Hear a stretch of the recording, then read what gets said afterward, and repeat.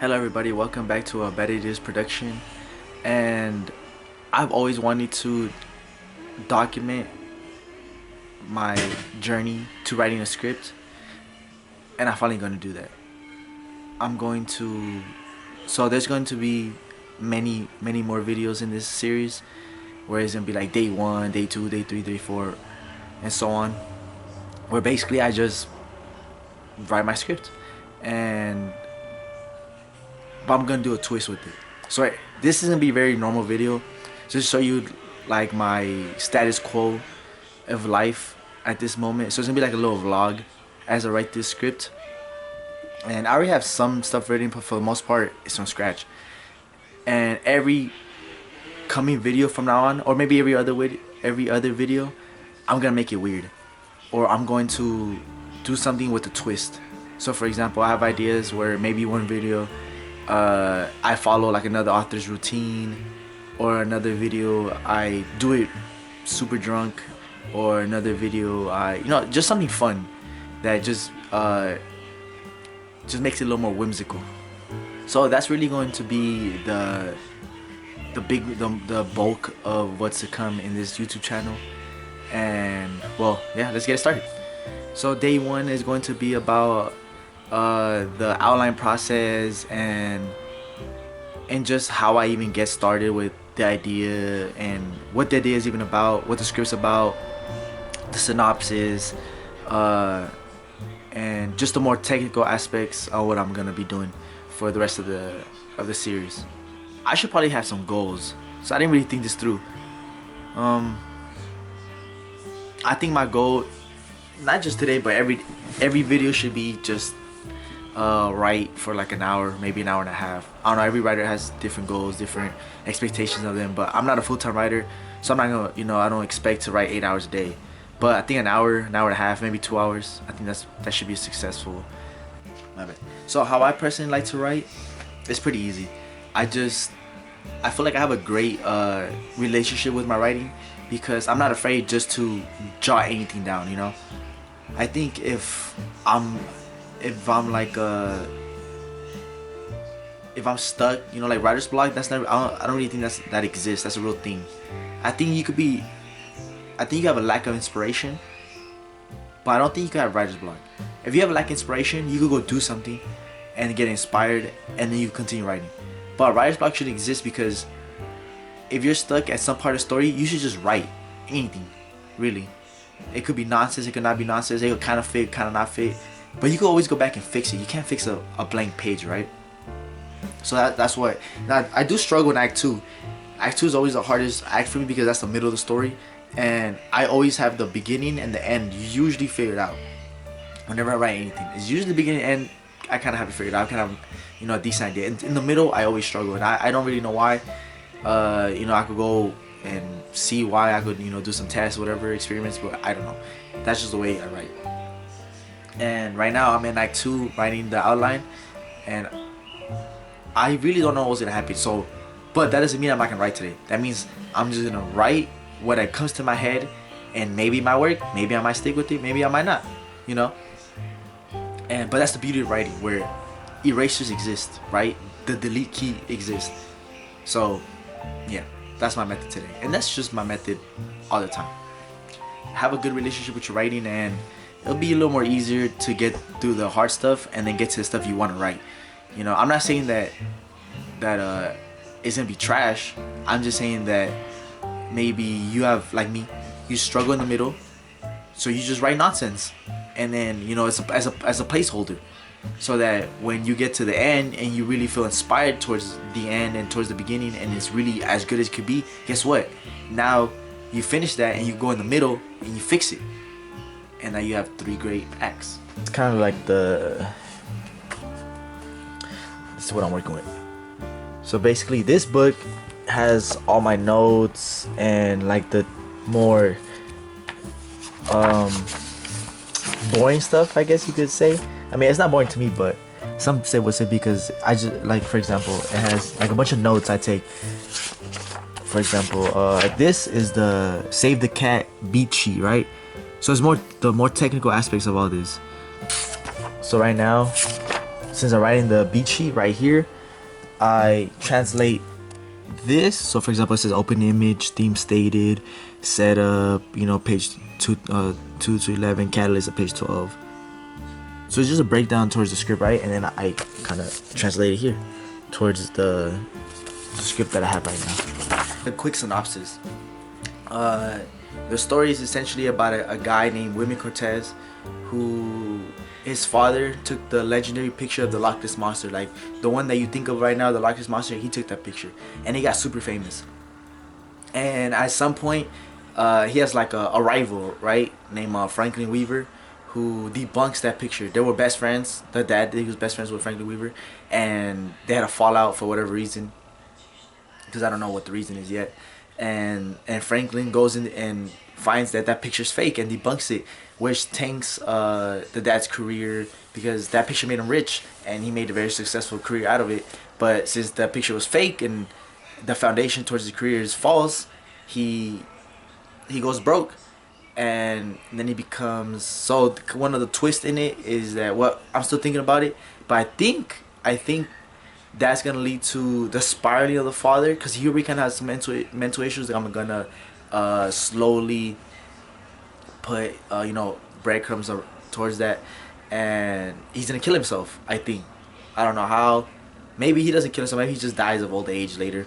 I don't know, but I think it's gonna fit the story if he kills himself, because he's gonna, on his deathbed, or maybe on a note that he's gonna write, he's gonna say to his son, his favorite son, Whitman. It's like it becomes obvious that's his favorite son, that he wants him to finish his work and prove his innocence in finding the Loch Ness Monster, because the dad is one of those people who is very influential to his sons, right? To almost a negative degree, where the son really is very gullible to whatever the father says, and the son, Women, does believe that the Loch Ness Monster is out there, because how convincing the dad is, right, towards that myth, right? It's just false, it's fake, but to Women, it's real, and he's gonna do his dad right. So he makes his life's mission to find the Loch Ness Monster. I don't know, if I have a question towards something about screenwriting, this usually has the answers. And this is a story of women finding the Loch Ness Monster. He goes into a submarine, 10,000 leagues under the sea. That's what the story's called, that, and he tries to find it. And this is his journey. And as we go to the present is him in the submarine. In the past is we find out more about his dad, and how he's kind of toxic, and how he's a good dad, but he means well, and he's a good dad, but at the same time he's kind of ruined Whitman's life with these ideas of a Loch Ness Monster ever existed, because if he's wrong and the Loch Ness Monster doesn't exist, he's dedicated his whole life for nothing, just like his dad did, essentially. And that's what I want to at least that's the story right now, so we'll see if it changes. Alright, before I get started writing, I'm gonna break down what I'm gonna do real quick. So this is my notes one. So Act 2 has 2 parts, actually. So there's Act 2A and then Act 2B. We're just gonna do Act 2A, which is essentially 25 pages to the midpoint. So it starts off with the B story, which is summarized as whether it's a love interest, mentor, or guide. This character helps main character test the theme and show them what they need. And then I just kind of break down what it is, like towards another movie that I watched that helped me understand this concept. And then afterwards is fun and games. Well, fun and games is basically what it says, right? Where the characters kind of are given, they seem the most happiest at the time. It could also be the opposite, don't get me wrong. Like if the dark story you're telling, it could also just be them having a horrible time. And then afterwards is the midpoint. So the midpoint is the point of no return for the plot. That one's self-explanatory, right? They make a decision that they cannot return from, right? Anything up to this point, the main character could go back. They could easily just pack away their things, pack away their bags, and then go back to their regular life. But once the midpoint hits, they can't. Now they have to see it all the way through.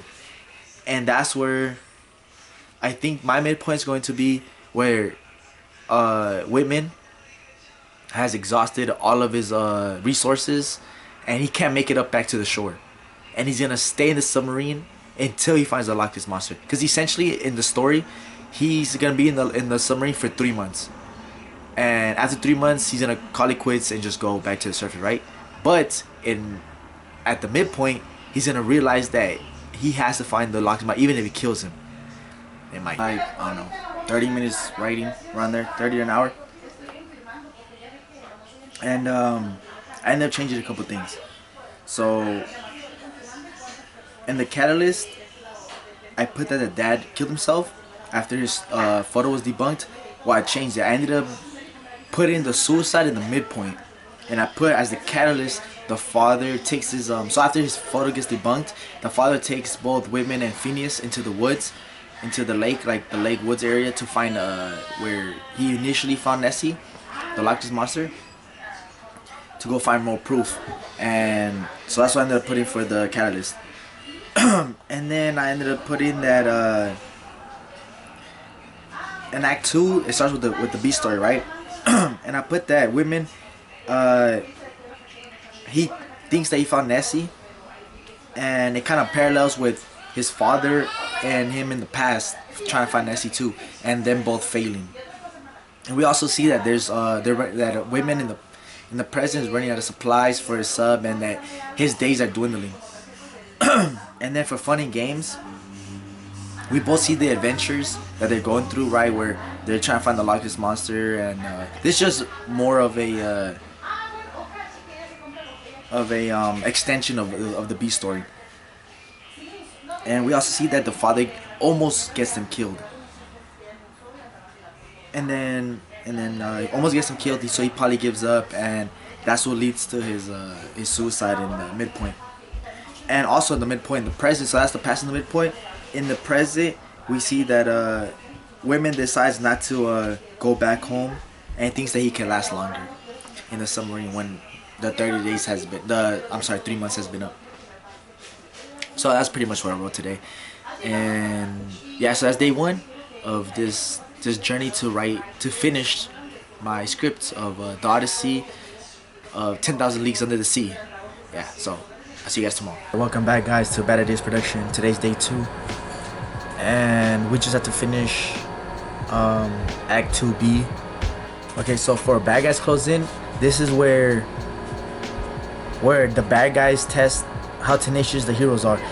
So I don't really have bad guys in this story other than the guy that debunked dad's picture. So unless I bring him back later, I don't really know who the bad guy is. So I was thinking that since Whitman is by himself in the submarine, maybe he starts having like second thoughts, or maybe his brain starts spiraling. So his brain starts spiraling. Maybe he has like a good angel, bad angel type of situation. Maybe his brother's the bad angel. I mean, maybe his brother the devil, right? And then his dad is the good angel. That's what I was thinking. So for the all is lost portion, I think that was pretty easy, because I could just make it that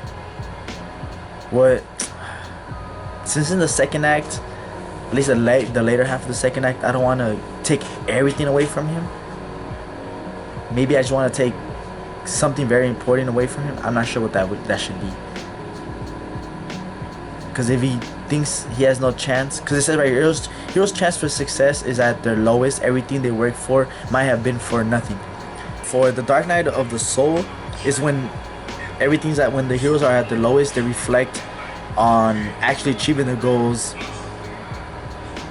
and both A and B stories collide. So the A and B stories, so maybe something happens to Whitman that he just makes him think that this mission might fail, and he will never find the Loch Ness monster. I was thinking that I do it such as where the theme of the story where the impossible is possible, or maybe his ideas towards that start declining. He starts believing that impossible things should just stay impossible. For the Breaking Into 3, I think I'm going to make it where the submarine essentially is at his breaking point and he's about to die. He's really hungry, really thirsty. He's emaciated. And he's forced to be outside and live in a suit which has maybe 30 minutes of oxygen. And then he goes on like a journey outside of the... I've been writing for a little bit and I finished the Act 2B. So what I ended up doing was, for Bad Guys Close In, I ended up giving Phineas, Whitman's brother, a more proactive role, where now it's been 3 months and Phineas was aware of this, and now that Whitman hasn't shown up to where the submarines were docked, Phineas... Oh, I'm sorry, so I forgot to tell you. So I also went back to the B storyline and I showed that Phineas had a contingency plan so that if Whitman doesn't come back, he assembles a crew of fishermen to come and rescue him. So now we see Phineas in the in the second half of the second act. He starts getting his rescue crew ready, and now they're gonna go save Phineas. So for the All Is Lost part, the rescue crew makes everything worse for Whitman, and then they have like a conversation. Him and Phineas have a conversation, like a brotherly conversation. I'm not sure what's gonna be said yet, because I'm not there yet. I just know that this is what I want to happen, and I know that I want Phineas taking no, that he's not gonna take no for an answer. And then for the Dark Knight of the Soul, the rescue mission leads to both of their submarines being wrecked, and Phineas and his crew die because the hull gets messes their integrity, makes the submarine's integrity, and explodes like that submarine that imploded, earlier this year. But that doesn't happen to Whitman's. The hull gets messed up, but a little bit, enough for him to fix it. So he actually, I'm lying. That does not happen. His hull does get messed up, but he has enough time to put on his diver suit, like the one from SpongeBob, the one, the big fish tank on his head, whatnot. And then he goes outside, and his father pep talks him. They both have a little fight, like a little skirmish, where Whitman is telling the father that he's the reason that he doesn't have a life no more other than the Loch Ness monster, just finding this impossible thing.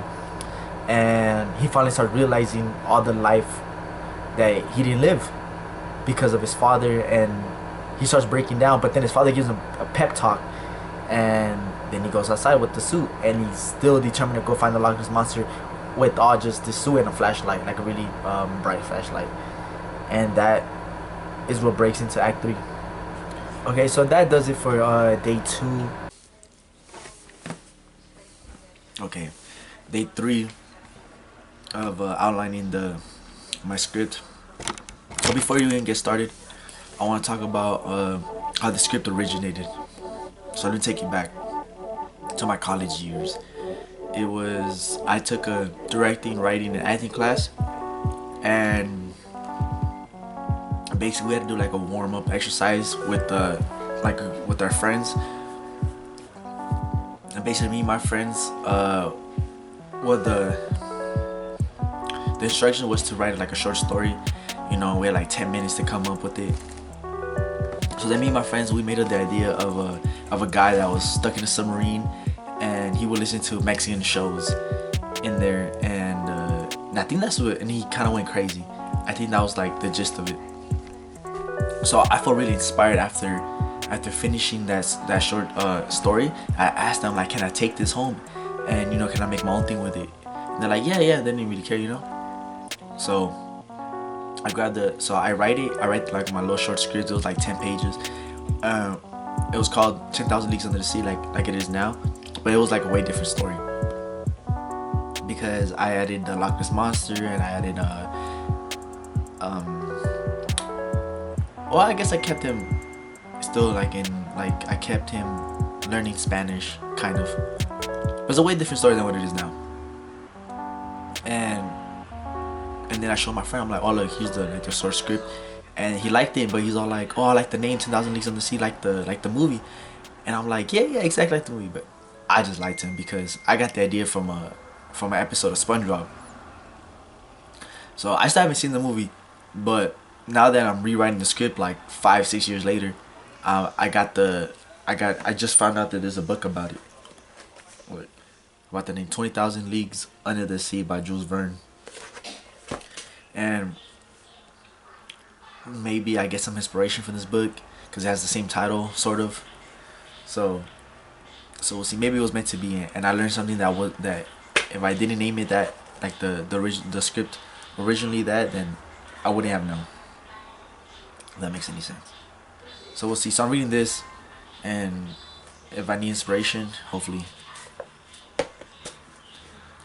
that helps. And so yeah, let's get. Oh, also I'm trying a new filter. That's why it looks kind of hazy. Okay, so I've been writing for I don't know like an hour, and I ended up doing the third plot point and the climax. But in the save the cat beat sheet, those aren't really part of it. I just decided to take another beat sheet and add this to the third act because I don't really like the third act beat sheet for the save the cat, so I just changed it. I keep the rest of it, like the first two acts. I do keep it like the same, but the last the last on act 3 steps, I don't. I change it to another cheat sheet I use, where it's just the third plot point and then the climax. It's pretty simple. Okay, so what I ended up changing and doing was I put that after the submarine explodes, right? That's where I left off. Whitman goes to the ocean and he says goodbye to his brother, and then he navigates the sea below all alone. And as he's navigating, he uncovers undiscovered animals and beasts alike, and then he follows a trail of flowers that like light up, kind of like in the vein of Nier Automata. If you guys ever played that game, there's like flowers that light up in one of these caves, and then so he follows that and they glow, and then it leads him to find the Loch Ness monster, right? And that's how it's gonna end. So it's kind of surrealistic and kind of mind bending, but you could see that he really didn't. He kind of lost his mind. So like, did he find it? Did he really find the Loch Ness monster, or was it on his mind? But at least he gets a happy ending, right? 'Cause to him, he proved his dad's innocence. Alright, good morning, everybody. I'm tired. Yesterday, I did some training. Now my body hurts. But it's okay, because now it's day 4. So today's Friday, because I started on a Tuesday. I'm going to do one more day tomorrow and then call it a week. And today, I was going to start writing on my laptop, but I changed my mind. I feel like there's still a lot of work to do with the characters, and now that I have like the basic outline of what's gonna happen in the story, I will go back and rework some stuff that wasn't too decisive about. So yeah, that's probably what I'm gonna do today, and I'm probably going to see where the story takes place. Because I want to take place in the 80s, but then as I was writing, it seemed like some stuff isn't possible that would happen in the 80s. So it might be in the future, it might be in the present. I might have to do some research maybe. And then I also plan on getting note cards. I probably won't do it today. I don't have no note cards, but I'm gonna get note cards and I'm gonna try to I saw Simon Pegg and Edgar Wright do this. So basically they write on note cards every scene, and then they just write the whole movie down in note cards before the movie even starts, before they even start writing the movie. So that's probably what I'm doing tomorrow. Yeah, today finish the characters, see where the story, what place is taking, because I'm not too sure. It was supposed to be the 80s, but now I don't know. I added some characterization to Phineas, and I made him the complete opposite of his brother, where the brother has the passion. Because Whitman, I wouldn't consider what he has as passion. He does have passion to finding what his dad wants, right? But not what he wants. He doesn't know what he wants yet. But Phineas does exactly what he does, right? He has a family. He has a passion. I don't know what it is yet. I don't know what his job is yet. But he's just like a normal guy. You know, he does what he loves. And then I started world building, and adding lore, right? Like, so like little details, like when does this take place? And after contemplating, I thought I was gonna put it like in a cyberpunk kind of 80s world. Like, it wouldn't be like Blade Runner, but it would be more of just like our universe, but with a slight cyberpunk edge, where because there's some scenes where he goes underwater in like in a suit, and in the 80s, or really even to this day, that deep under the sea, I don't even think that's possible. I think you die. You know, I think the pressure will kill you. So there needs to be some logical reason to make that happen. So what I ended up doing was that there's lots of movies that just kind of take liberties with, you know, logic. So that's probably what I'm gonna be doing. I'm gonna put it like in our time now and just put some liberties into it.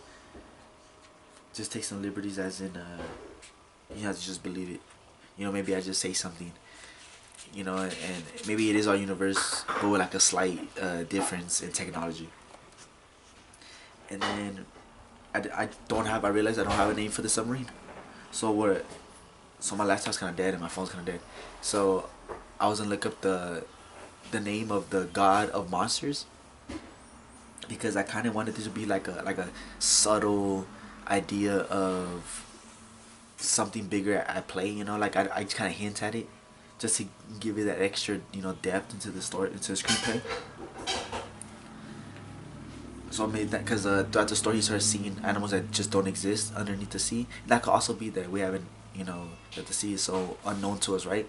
That we only discovered so little of it. But it could also be, you know, like a bigger idea of there's something bigger at play, right? Like a god is, you know, maybe pulling strings right now to not let him find the Loch Ness Monster, or maybe to help him find the Loch Ness Monster. You don't really know. And then the last thing I put was that he kind of scared. I kind of put some dialogue in there where people maybe are talking about not wanting to find the Loch Ness Monster because, like, what would we do to him, right? Like, as humans, like, what would we do, you know, in the disguise of research purposes, right? Like, we'll probably kill him. We'll probably use him as an attraction like King Kong, you know, bring him over the sea, put him on a stage like in Vegas. And then I also put the question, is the impossible recognizable? I don't know what I'm going to do with that yet, but that's the question I pose. Alright, good day everybody. Day 5 of outlining my screenplay. And today, we're going to use index cards. Okay, so I got some index cards. And basically what we're gonna do is I'm gonna use all this free. Look at this weird picture though. Tell me it's not weird. But anyways, so I'm gonna put like Act 1, and then I'm gonna fill up. I should use most of this wall for the first act, and that's what we're gonna try to do today. Okay, so this is how I'm breaking down the index cards. So I'm not gonna do per page. I'm actually gonna do per scene. And sometimes scenes last more than one page, right? So I'm gonna do scene 1, which is like when you do scripts, this is how you break it down, right? It goes exterior means outside, near lake location, and then part of the day, right, in the morning. And then just like a little sentence describing what's gonna happen in the scene. Women's dad narrates how he first saw the Loch Ness Monster, all the while drawing something, and then asks the question, what is he drawing? So that scene's gonna be the story of him actually seeing the Loch Ness Monster, which I should have put right here that is gonna say like in the format of like a Paul Bunyan type story where it's like a tall tale. But the thing is that I'm gonna add that we don't know if he's telling the truth or is he lying. Like, what parts is he exaggerating and what parts are real to his son. So his son believes everything because, you know, he's a kid. Why would he not believe his father? Already right there. It's Act 1. So the first one right here. I'm gonna put him down. You see that? Yeah, you can see that. Okay, so yeah, so looking pretty good then. I'm excited. I'm excited to finish it the rest tomorrow. For Act 1, I do the rest, and then move on to Act 3. Move on to Act 2.